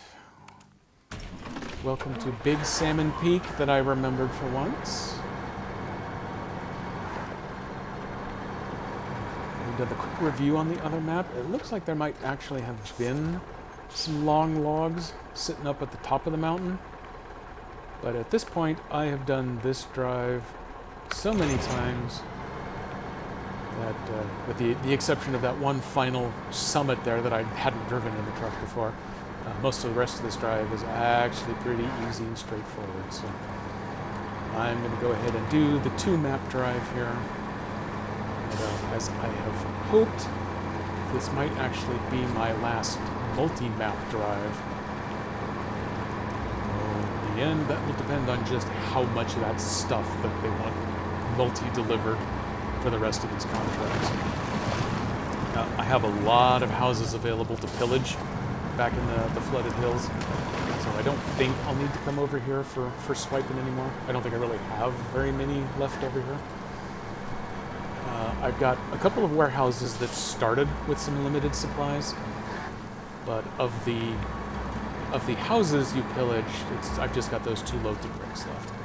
And I know that there are lots of brick houses sitting over on the other. I don't know if any over there have the unlimited source of bricks, which would make coming all the way back over here fairly useless.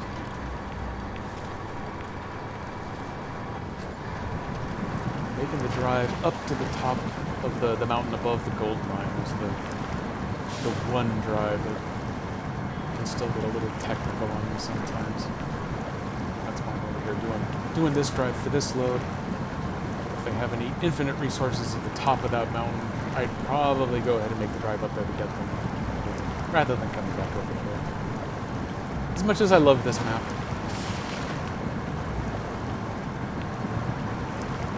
unless I need one of those big starter warehouses and some of the stuff that they've got. They've got some of the more advanced crafting materials. And unless I need one of them, I shouldn't need the chain tires anymore. But that comes with a big asterisk, because I know there is one slick hill on the way from... If you go from gateway to gateway over there, there is a hill that gets kind of slick. I can make it without the chained tires with only a winch or 2. I don't think I've done that under a heavy load. So if I need any more heavy loads all the way up the hill, I might be in a bit of a pickle.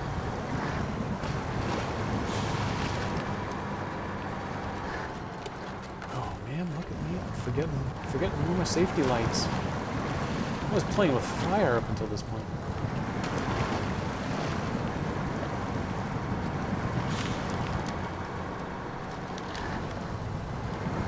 Up the hill, through the snow, through the water, through the mud.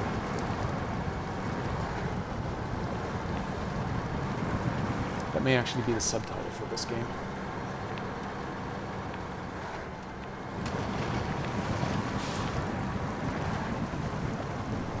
After multiple trips of slogging through that really harsh mud, I discovered that, oh yeah, the pad that they're building the house on over here is practically concrete, so you can actually drive real easy across it.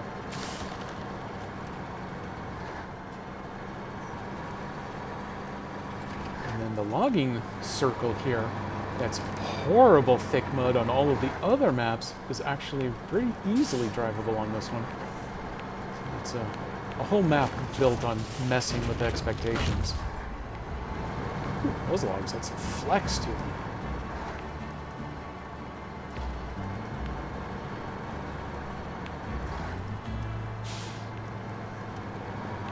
fingers crossed, that is the last time I will need to pick up a load over here.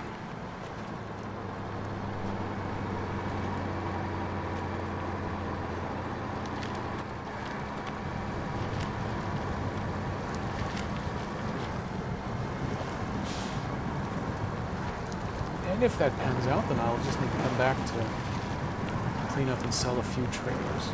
Got them. Oh, yeah, that's right. There's a gondola. And from this distance, it doesn't actually bother to draw the cables. So instead, I have a UFO. Well, except that I did identify it, so I guess it's an IFO. Ooh, I don't think I've ever bogged here before. This is new.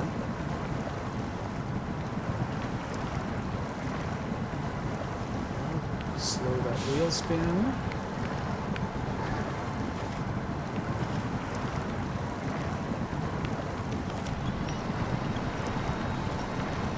Ooh, interesting note. Managed to change things up on myself a little bit.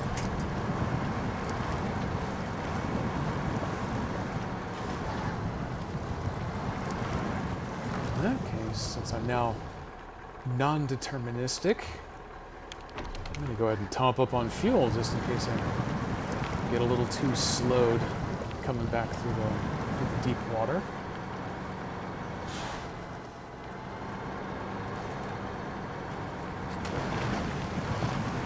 Up and over. So with any luck here, I'm going to get this should be the last of the long logs in the logging missions.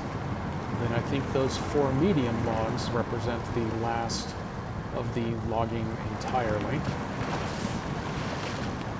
The actual drive of the logging missions, I don't have a problem with. It's like driving most of the other delivery missions.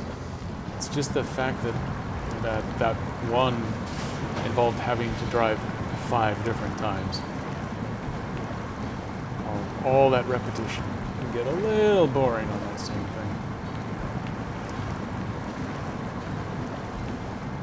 Doing it twice like this, get an idea of what it is I'm actually doing on the first try, and then see how much I'm able to improve on my second pass.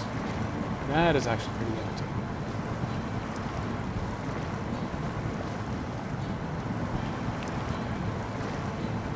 This is the mud tires beating out the chain tires again, getting past that pole.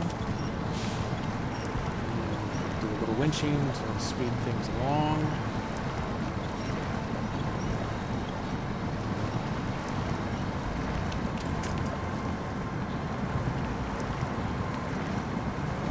The dirt hill.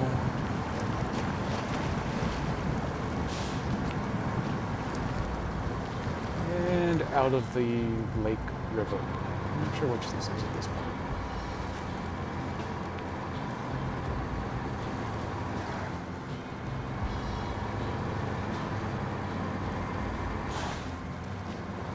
Twinkle of frost on the road. Unfortunately, it is not actually slick.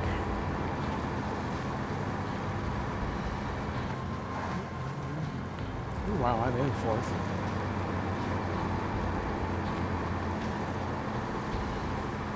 Off-road transmission with a nice heavy load. Keep the speed down a little.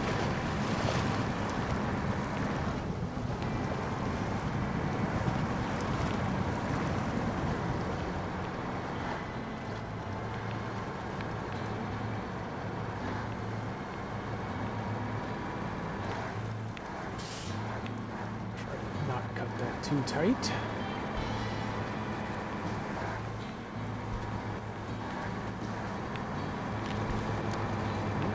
A little bouncy. There we go.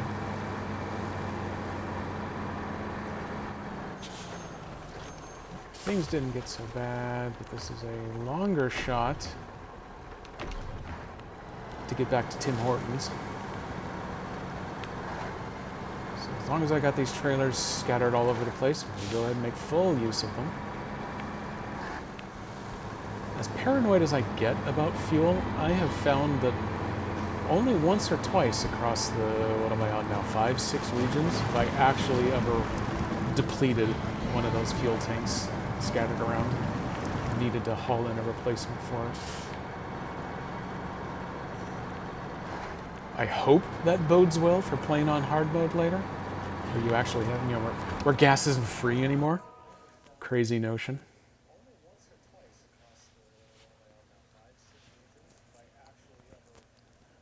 And I do okay with the loading crane, so I can save on the loading fees in hard mode. Ooh, it's those recoveries that I think are going to end up getting me. I don't think I overuse them, but I definitely use them here in normal mode. Most of the time, it's just to save having to make a long drive back. Like from the starter garage all the way back over here to pick up logs with no cargo. Should pose no real risk. It's me, so some risk, but not enough risk to be worth the entertainment value, certainly. On the beacons. There we go.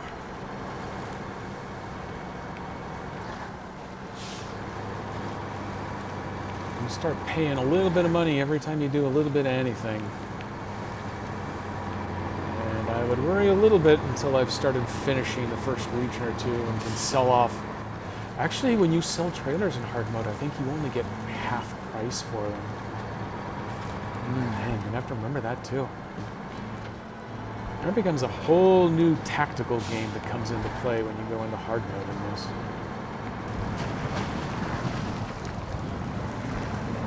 Stay off to the edge. I think I can avoid having to winch this time. Get too high.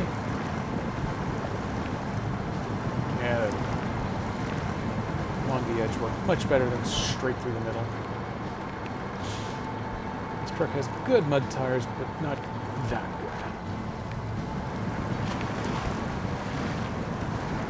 Take him a little off center.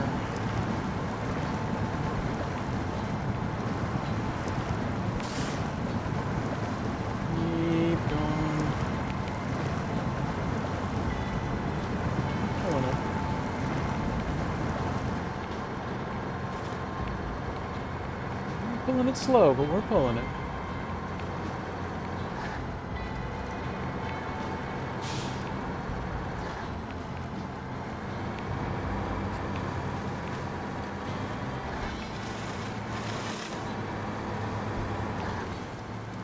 This truck, I feel powered, but not totally overpowered.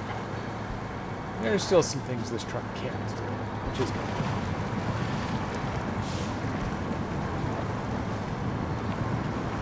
I don't want to reach the point where I feel compelled to rage quit. You know, like here, I got stuck. I don't want to feel compelled to rage quit every time I fire up the game. I don't want that hard mode. But a little challenge here and there. In my hard mode playthrough when I get there, I am 100% skipping all of these stupid contests. I can barely get some of those done in normal mode. I'll have no hope in hard mode. I think hard mode you only get a couple of tries before it then locks you out of them anyway. So I'm not going to torture myself with that.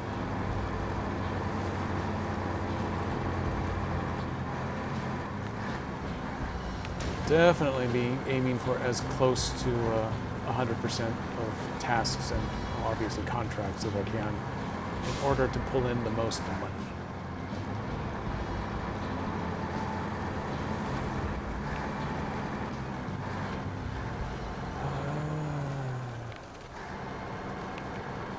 Tell you what, we're going to go train tracks this time instead of the water route.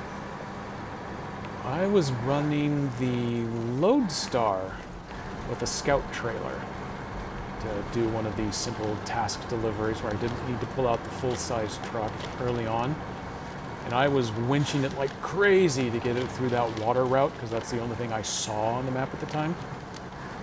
And then after opening up that cabin factory there, that's when I spotted this right over here. I discovered that what took me a good 10 minutes to winch through took about 45 to 60 seconds, just rumbling right along the edge of the tracks over here. And there was only that one spot where I even had to come near the tracks to get around the tree.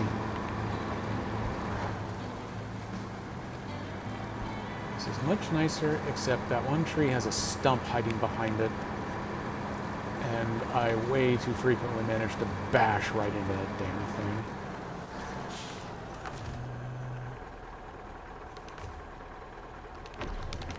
As it's sitting here, I'm going to use it.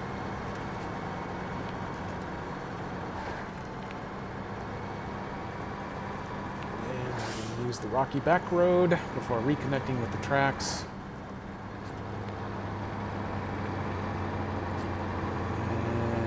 Hey there, good looking. I'm going to be back for that trailer later. I think most of the missions I've got left are the, hey, we need 14 each of 6 different resources type missions, but there's one that says take that really big trailer somewhere really difficult to get to. And that's where either the Tatra with the good horn or the Kolob with the terrible horn is going to come in. Oh yes, I absolutely rage quit a few times with some of the those early on contests. I think the first one that made me want to die on the inside was one of the Alaskan ones. I'm a little worried I've gotten a little too far over on these tracks here.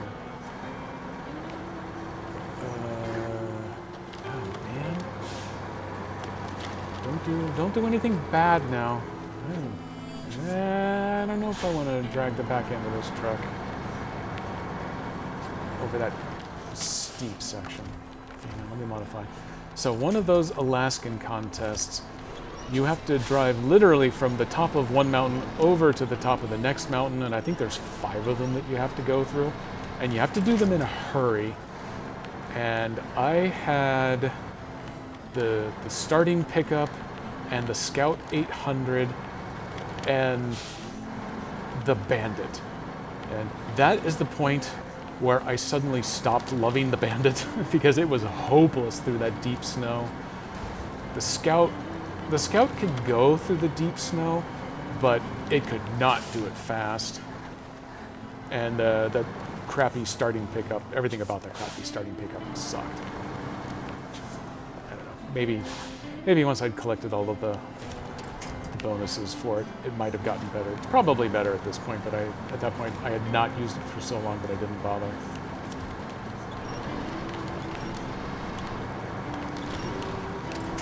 There we go. But finally I unlocked the Hummer in Alaska. And the Hummer still wasn't lightning quick through any of it, but it could get through that snow, and unlike the Scout 800, it had a nice low center of gravity, so it didn't go flying off the sides of mountains every time you tried to transition from peak to peak. So I was able to manage to pull through that contest finally. And then once I got the Tataran in Tamir, then they became much, much simpler, but yeah, those contests were definitely all about the rage quitting for me. So I'm pulling the trigger. How are you stuck on something? It was apparently caught on the yellow dashed line. So back up, get clear of it, off we go again.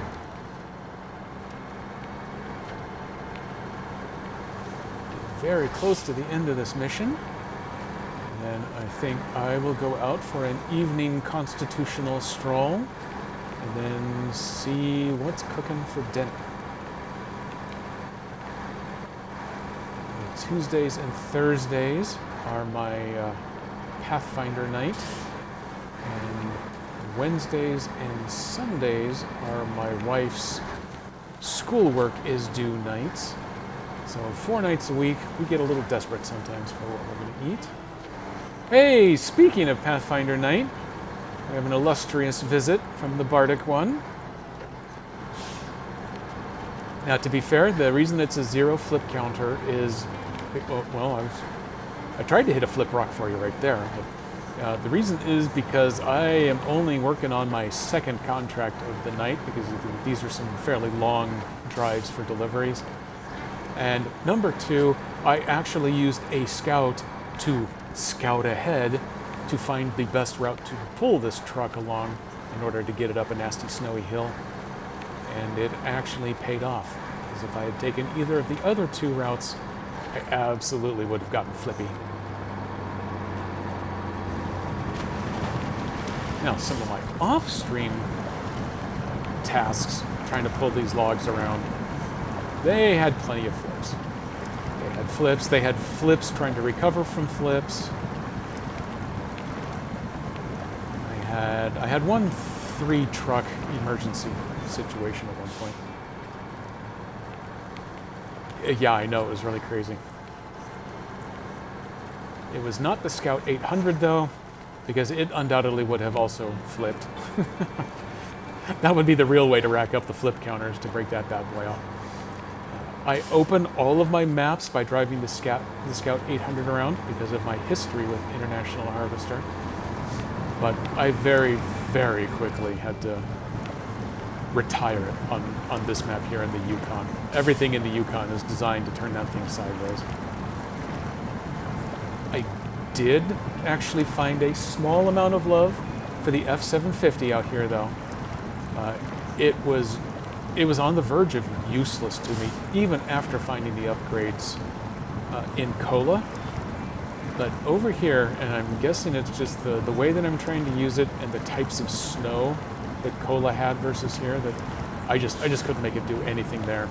But it seemed to do pretty well over here. As I said earlier, I did most of my task work using scout vehicles. I didn't actually use the full trucks on most of them. And for some of them, that involved breaking out the 750 with a nice 2-slot scout trailer. And it was getting the job. It actually managed to pull one of these big Ford crossings. In fact, it looks like there could be a Ford right down here if you wanted to, but I don't want to because there was a nice bridge right there. But yeah, it managed to pull that nice crossing, didn't drown out the motor, which is my biggest worry. Had the power to pull through without a winch, and then got me up a hill through some snow. Let's see, did medium log delivery in Michigan. My poor truck wasn't happy with that. Not ready to try with long logs. I have actually found long logs are easier than the medium ones. Though in some not so small part, it's because I insist on using one of the trucks that can mount the medium frame and also tow a medium log trailer. And there may be a really good combination for doing that, but I haven't happened to come across it so far. What was the truck? The only one that I know that I did it with the Fleet Star back in Michigan, and the Fleet Star is great in Michigan, but terrible pretty much ever since then. I think the White Western Star actually did it better. The White Western Star stays pretty useful for a while, but I wasn't going to bother with it here. So there was one other truck that I used here, but it was one of those where you had to remember to engage the all-wheel drive, which isn't exactly the most difficult thing in the world to remember, but remembering much of anything is kind of difficult for me, like remembering to turn here. And the diff lock is one of those that only works when you're down in low gear, so I was doing a little more remembering what kind of shifting I was needing to do, which provides some entertainment level. But it didn't have good tires. That was the big catch on it. I don't think it didn't have muds at all. And I was doing a couple of runs where I really needed the chains on it, so I think it does chain off-road, which are better than nothing, but I was doing a lot of winching, and I even had to resort to a lot of second truck towing to get it through some of the stuff over here. And it was tipping sideways like nobody's business. I think I've only lost 2 of my long log loads that way, but I think I was spilling three loads of logs out of every 4 with the mediums.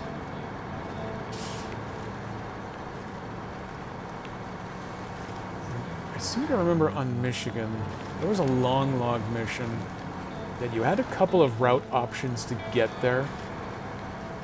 One of them was going the long way around. That was really safe, but it was the long way around. There was the really short way, but it involved water that I don't think I had a truck that could do it even unloaded. Or it could do it unloaded, but it involved a lot of winching on some very strategically placed underwater logs.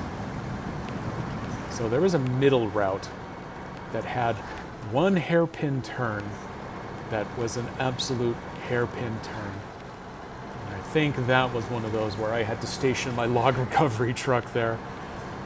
And at that time, it was weak enough that I had a second truck there just for doing the winching to get the log truck turned back upright. It was a process. It was also a learning process. So if I was doing it again today, I'd probably still manage to flip, but I think I would only need the one recovery truck instead of two. This one I only needed the second truck when I was trying to do it on that 45-degree slope of the mountain and everybody just kept falling. Oh man, we are getting close. Over here. I still have plenty of fuel, but I also have plenty of paranoia. So we are topped up. So now that I've done the run before, I have a little better idea of some of the lines I want to take. But this is one of those rare cases where, oh look, it's nighttime again. And I'm actually not too torn up about it. It's going to put that little hint of extra challenge back in that I like to tell myself I would have gotten rid of by having actually already done this once before. I'm really good about deluding myself about some of these things, so that comes into play as well.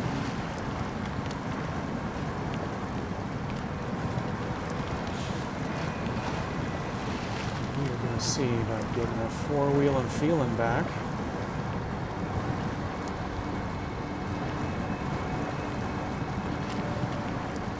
The four-wheel and feeling is a four-wheel drive enthusiast VHS tape I bought at probably a bookstore. That would have been 2,796 years ago. But I loved that video. I think it was a bunch of Jeepers from, just because I'm playing the SnowRunner, I'm going to guesstimate that it was probably Tennessee. They were out on some trails that look absolutely nothing like the trails here in SnowRunner, and it's setting in Tennessee, but I've seen some YouTube videos lately of some actual four-wheel enthusiasts that have gotten out on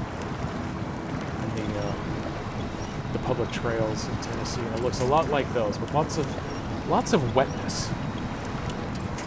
Actually, probably more like this than anything else in my opinion. It insists on grabbing on to that crappy tree, no matter what I do. So here, that's going to grab onto the log. What I want you to do is stay a little level. Get too carried away with yourself. Let's see if we can let go. I think what I had to do last time was winch. I might have even had to winch from the back of the trailer to get my nose pushed up just past the slick wet. So that it would make a nice solid grab. There we go. Going up this hill. This one, yep, I already learned my lesson from last time. It needed to be over here a little farther. There we go, we wiggle our way up. And the sun is beginning to rise. It feels like I've survived a 7 days to die horde night. Though I do still have plenty of opportunity to put this stupid thing sideways. Not home free yet. I am getting my wiggle on. I think I'm high enough up.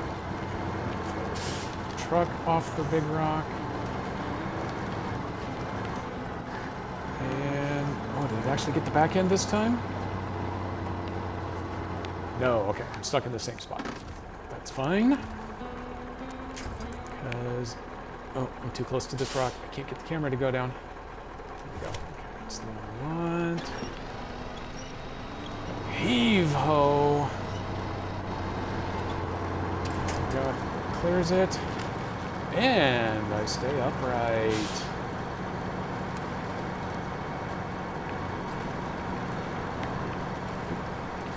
Back out. Climb this hill before I can risk flipping the real turn. Crazy stuff always happens in Tennessee. That's what it says on their license plates, right?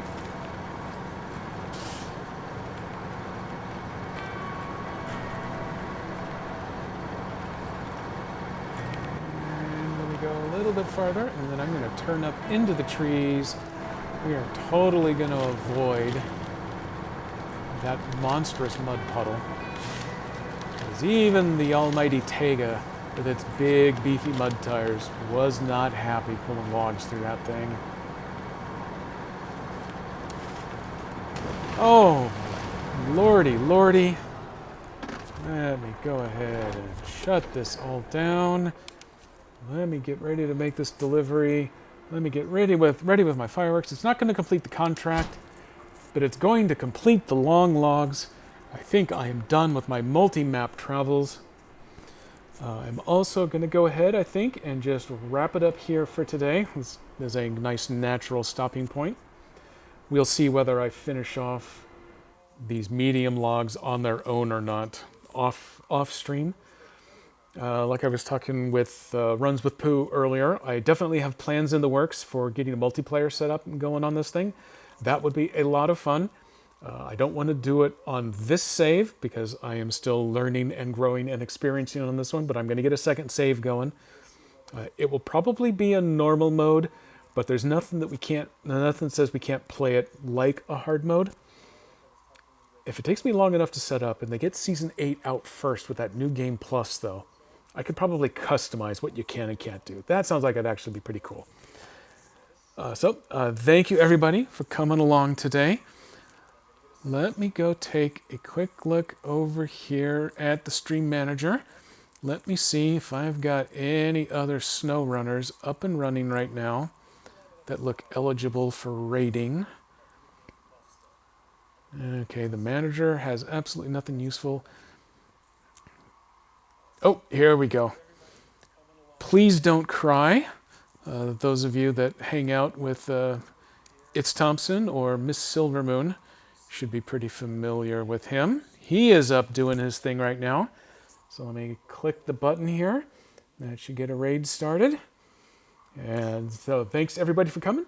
I'll see you again next week for some SnowRunner. This weekend I am probably going to do... there's a new sim game called Bear and Breakfast. I'm looking to do that. So that's probably what I'm going to do this weekend. And I will see you all then.